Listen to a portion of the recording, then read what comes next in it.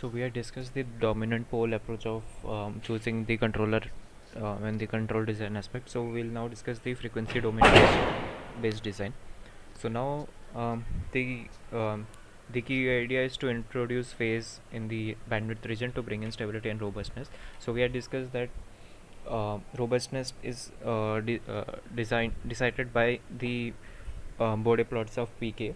So we have the plant defined, and first we'll choose the k k of s to be 1, and we want the bandwidth to be greater than 1 hertz, that is 2 pi radian per second or 6.28 something. So we'll choose our bandwidth to be around 8 radians per second. So now for the given plant and the given choice of controller, that is k of s equal to 1, we have the given Bode plot. Now we see that the at the gain crossover frequency, that is the point where modulus is 1 or dB magnitude is 0, we have phase of minus 180. So this makes the plant bipole stable, which we also saw in the using the approach of dominant pole. So now we have two objectives, that is to make uh, that is to make the modulus 1 at some range close to 8 radian per second, since we want the bandwidth to be 8 radian per second, and the other objective is to make sure that at the new gain crossover frequency the phase does not reach minus 180. So hence we'll now first work with phase, since the shifting, that is the changing of bandwidth just requires a multiplication, and that won't change the phase. So we'll first work with phase, and the second operation won't change the phase plot, and hence we'll have a constant phase. Now to so this was the Bode plot for PK, so which dictates robustness. So now to change the phase, we use certain results. So we define a lead map k lead of s, that is numerator upon denominator, each of linear form. So we choose numerator and denominator such that the cutoff frequencies of numerator is less than our bandwidth choice, that is 8 radian per second in this case, and that for denominator the cutoff is greater than 8 radian per second. So if we choose the denominator first, so let us take the cutoff of the denominator to be 20 radian per second, and strategically we choose the second, that the cutoff of the numerator, such that the numerator and denominator cutoffs form the geometric mean of those would give us the bandwidth. So why we do that, we'll see through these plots. So we'll plot the Bode plot for this map, and since this is same as 1 times this, so it represents the new controller, that would be 1 times this, and we plot the Bode plots. So we see that the black curve represents the asymptote. So this represents around the first change in asymptote, and this is the second change in asymptote. So we see that the maximum is gotten around the arithmetic mean in the log scale. So that would imply we get the maximum phase at the geometric mean in the omega phase. So that is why we chose the cutoffs of the numerator and denominator such that they form geometric progression with the bandwidth requirement.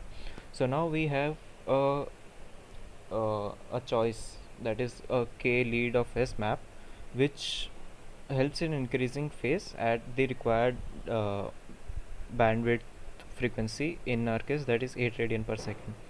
So now we need to make so now we first plot the Bode plots with a new controller and with the specified plant.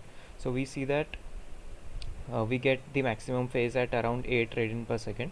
So now our objective would be to make the dB magnitude equal to 0 at around 8 radian per second, so that we have the maximum phase, and hence the maximum phase phase difference from minus 180, that is phase margin. So now to make this, so we have around 8.3 minus 8.3 dB magnitude at around 8 radian per second. So what we want is, we want to multiply a constant such that the value around 8 radian per second shall go to 0 dB. So our choice of multiplication is inspired by the dB magnitude at the current dB magnitude at the current at 8 radian per second. So hence we would want to multiply it by 10 to the power 8.3 upon 20 approximately. So we'll choose 10 in our case, that is 10 to the power 10 by 20. So that would increase the bandwidth to some other value, but we will still have close values to 8 radian per second. So for simplicity we'll multiply by 10 to the power 10 by 20, so that is around 3.16. And we so yeah, again this was the pk plot, and we multiply, and so the yellow is the new curve which is formed after multiplying the lead controller. So 1 times lead controllers times the uh, constant that we have chosen to be 3.16 around. So this gives the um, new curve.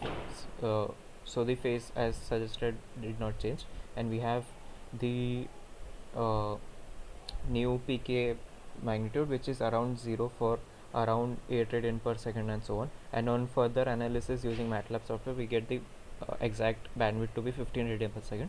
So again the choice of 10 to the power 10 by 20 instead of 10 to the power 8.20 8.3 upon 20 increase the bandwidth to some extent, but we again are safely greater than 2 pi. So now this has increased um, the robustness which we faced the challenge in choosing the controller as one. So now for this choice of controller we see that there's uh, assured stability and robustness.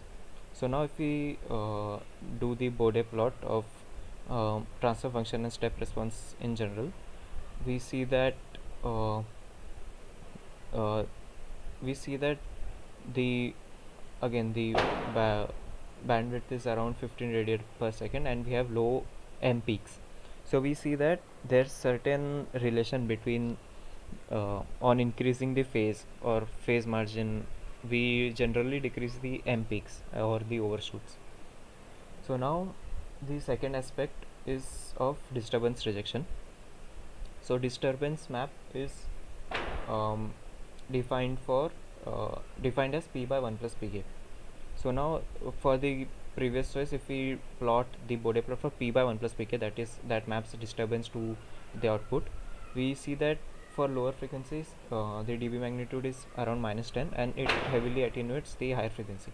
So now the higher frequency disturbances um, can be considered heavily attenuated, but if we require the even the lower frequency, so -10 dB corresponds to around 10 to the power minus 0.5, that is around 0.3. So that is one third attenuation to one third value. But if we desire certain greater attenuation, so for example if we want it to be less than -30 dBs and so on, so we want to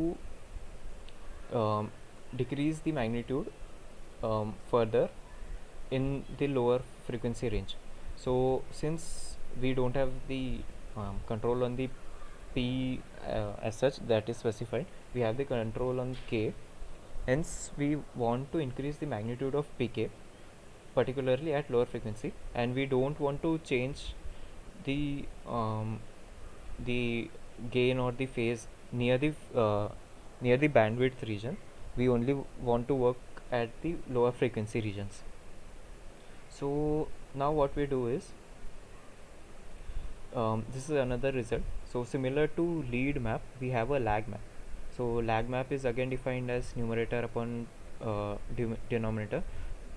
So in the lead we considered one to be greater than one cutoff to be greater than bandwidth and one less than bandwidth, but here we consider both of them to be significantly less than the bandwidth. But here the numerator cutoff is greater than denominator, which is the opposite case of lead.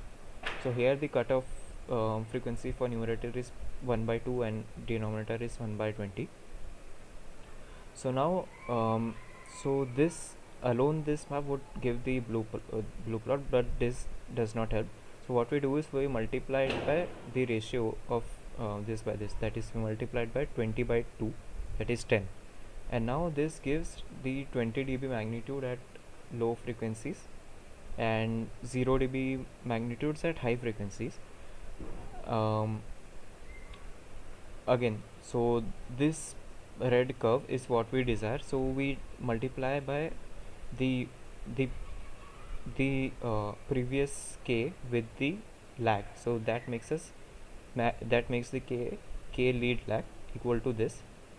Now we have a new transfer functions for both disturbance mapping and for the y mapping.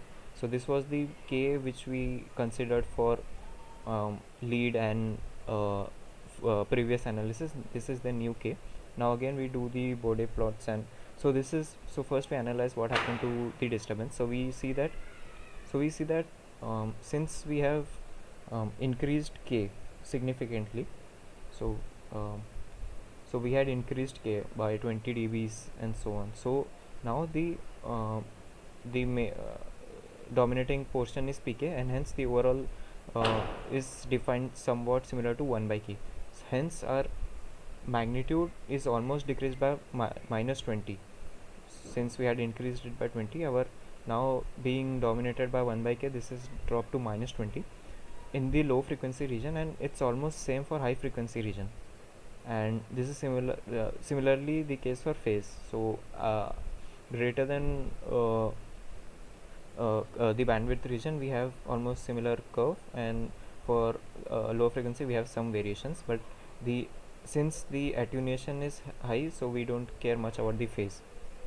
So now we had seen the maps. So this was for disturbance, that is p by 1 plus pk, and we see the overall Bode plot, and we see almost no change. So hence our the final choice has taken care of, firstly robust stability, second the uh, the low frequency disturbance rejection, and so this makes our choice complete. And now the final aspect is of sensor noise rejection. So similar to what we had for low frequency disturbance rejection, we have for high frequency noise rejection, and that again can be followed through this example. That is, so for this case, any frequency larger than 80 radian per second would be heavily attenuated, and this can be followed from this slide. Thank you.